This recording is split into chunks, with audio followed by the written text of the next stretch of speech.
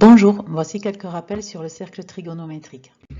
Donc c'est un cercle de rayon 1 qu'on va centrer sur l'origine d'un repère ici, avec les deux axes qui sont représentés. Je vais placer un point M sur le cercle et on va considérer l'angle alpha qui est compris entre l'axe des abscisses et le segment OM, segment qui a pour valeur 1 puisque c'est un rayon du cercle.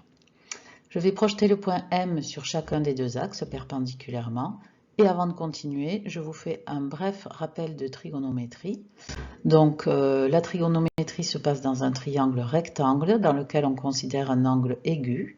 Et on a trois formules qu'on va utiliser dans le cercle trigonométrique pour calculer le cosinus, le sinus et la tangente de l'angle. Alors, qu'est-ce que ça donne sur notre cercle trigo? On va considérer le triangle OMP, rectangle en P, et l'angle alpha ici. Donc le cosinus de l'angle alpha, c'est le côté adjacent de l'angle sur l'hypoténuse, donc OP sur OM. Comme OM vaut 1, OP divisé par 1, ça fait OP. Donc le cosinus de l'angle alpha, en fait, c'est cette longueur ici, la longueur du segment OP. Sur cette figure, ça vaut environ 0,6, on va dire. Voilà, on peut faire pareil avec le sinus de l'angle alpha, qui est égal à l'opposé MP sur l'hypoténuse OM. De la même façon, on va avoir le sinus de l'angle alpha qui est égal ici à MP.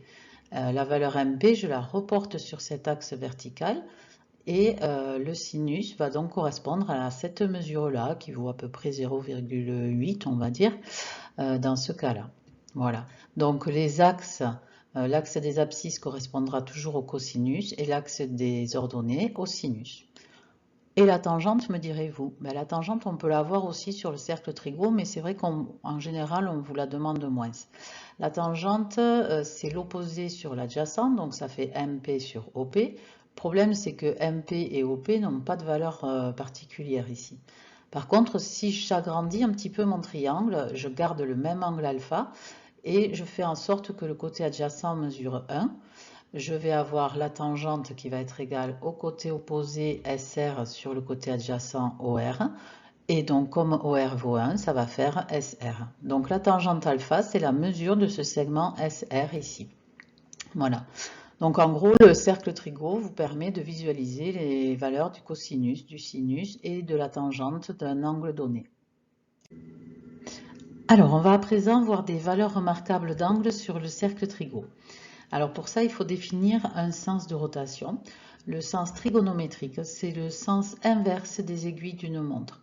Donc quand on va vouloir parler d'un angle, il va se mesurer à partir de l'axe des abscisses et en tournant dans ce sens-là.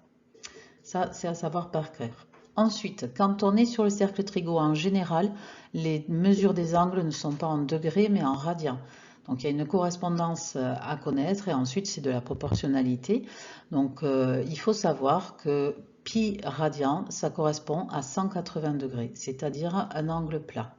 L'angle plat mesure pi radian. Si je prends le cercle complet, le tour complet du cercle, j'aurai 360 degrés et ce sera 2 pi radian. Voilà. Supposons maintenant que je partage en deux cet angle bleu. Je vais obtenir un angle de 90 degrés, la moitié de 180. Et donc en radian, sa correspondance, ce sera pi sur 2, la moitié de pi. Supposons que je coupe encore en deux cet angle bleu. Je vais avoir la moitié de 90 degrés, c'est-à-dire 45 degrés. Ça vaudra pi sur 4, c'est-à-dire la moitié de pi sur 2. Pi sur 2 sur 2, ça fait pi sur 4. Alors à présent, on va partager cet angle bleu ici en trois parties égales, comme trois portions de camembert. On va obtenir ceci. Chacune des portions va avoir un angle qui mesure pi, l'angle bleu en grand ici, divisé par 3, c'est-à-dire pi sur 3. Alors pi sur 3, ça fait 180 divisé par 3, ça fait 60 degrés.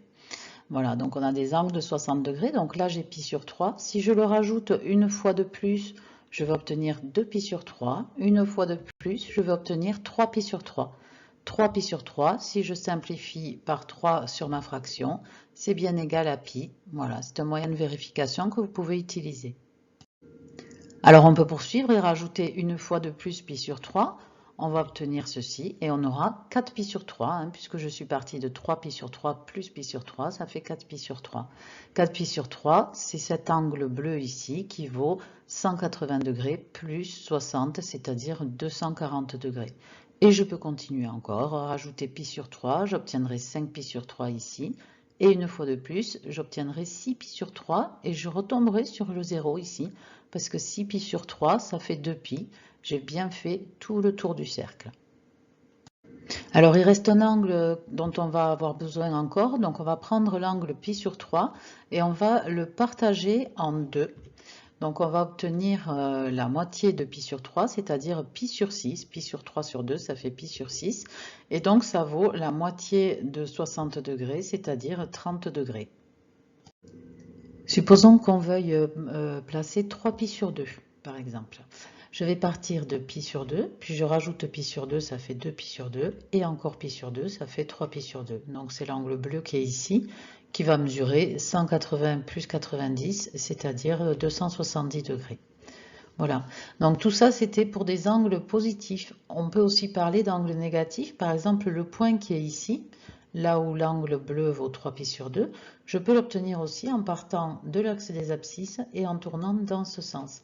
Dans ce cas-là, j'aurais parcouru pi sur 2 et je mets un moins devant pour signaler que je suis dans le sens inverse du sens trigo. Voilà. Pour finir, on va voir les valeurs remarquables à connaître pour les cosinus et les sinus de ces angles. Vous allez voir, ce n'est pas très difficile à retenir, il suffit de comprendre. Les valeurs qui sont notées en noir ici autour du cercle correspondent à des mesures d'angle en radians. Les valeurs des cosinus et des sinus, on va les lire sur les axes, comme on l'a vu au début de la vidéo. Et donc, je vais les graduer en rouge pour qu'on différencie ces valeurs des celles des angles.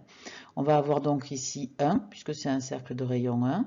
1 ici aussi, moins 1 ici et moins 1 ici. Voilà, on va lire sur ces axes comme dans un repère classique. Allez, on va commencer avec l'angle pi sur 6. Donc, comme on l'a vu au début de la vidéo, le cosinus va apparaître sur l'axe des cosinus, l'axe des abscisses, et il va correspondre à la longueur de ce segment rouge. Donc, cette longueur elle a une valeur exacte qui vaut racine de 3 sur 2. C'est la première valeur qu'il vous faudra retenir. On va faire pareil pour le sinus, on projette sur l'axe des sinus, et là, on tombe pile au milieu du rayon vertical. Donc, le sinus de pi sur 6, il mesure 1,5. Donc, c'est une valeur qui est plus simple que la précédente et qu'on peut facilement retrouver visuellement si on se dessine vite fait un cercle trigo et qu'on place un angle de pi sur 6, c'est-à-dire de 30 degrés. Allez, on va continuer avec pi sur 4. Alors, pi sur 4, sur le cosinus, ça va nous donner racine de 2 sur 2. Et sur le sinus aussi. Effectivement, on voit qu'on a un carré ici. Donc, on a bien la même valeur pour le cosinus et pour le sinus. On continue avec pi sur 3. Donc, quand je projette sur l'axe des cosinus, je vais tomber au milieu du rayon. Donc, cette fois-ci, je vais avoir une valeur de 1,5 pour le cosinus. Et sur le sinus, je vais tomber sur racine de 3 sur 2. Effectivement, il y a une symétrie par rapport à la bisectrice ici. On tombe finalement sur les mêmes valeurs. Et ces valeurs-là, vous allez voir, c'est les seules valeurs à connaître qui vont être dans notre tableau. Donc finalement, elles ne sont pas très compliquées. Ce sont des fractions qui sont toujours sur 2. Donc vous allez comprendre pour la suite. Allez, je continue avec pi sur 2. Pi sur 2, il est déjà sur l'axe vertical, donc son abscisse vaut 0 et son ordonnée vaut 1. On continue avec 2 pi sur 3. Ici, il va y avoir une symétrie par rapport à pi sur 3. On va avoir moins 1,5 pour le cosinus et racine de 3 sur 2 pour le sinus. Pour 3 pi sur 4, il y a une symétrie avec pi sur 4. On va trouver moins racine de 2 sur 2 en cosinus et racine de 2 sur 2 en sinus. Et enfin, pour 5 pi sur 6, pareil, il va y avoir une symétrie. On aura moins racine de 3 sur 2 pour le cosinus et 1,5 pour le sinus. Donc, vous voyez, ce sont bien les mêmes valeurs qui sont dans ce tableau. Il faut juste faire attention aux signes et après, on s'en sort très bien. Voilà. Alors, on va continuer avec pi. Pi, il est déjà sur l'axe des cosinus. Son abscisse, c'est moins 1 et son ordonnée, c'est 0. Donc, ça, ce sont les valeurs à retrouver aussi avec un petit schéma à main levée. Pour pi sur 2, pour pi, pour 0, on les retrouve facilement. Avec 7 pi sur 6, Cette fois-ci, on va avoir un cosinus qui est de moins racine de 3 sur 2, comme pour 5pi sur 6. Et le sinus, cette fois-ci, va être négatif, puisque je suis en dessous du 0 ici. Et je vais avoir moins 1,5 pour le sinus. Voilà, donc c'est à nouveau les mêmes valeurs. On n'a pas fait l'angle 0, on va le faire vite fait. Pour 0, on est directement sur l'axe des abscisses, donc le cosinus vaut 1 et le sinus vaut 0. Voilà, je vais vous laisser essayer de remplir ce second tableau par vous-même. Vous pouvez mettre pause à la vidéo pour le faire et je vais vous afficher toutes les valeurs. Et c'est la fin de cette vidéo. Je vous remercie de l'avoir suivi. J'espère qu'elle vous a aidé et qu'elle vous a permis de retenir plus facilement ce cercle trigo. Je vous remercie, je vous affiche la correction.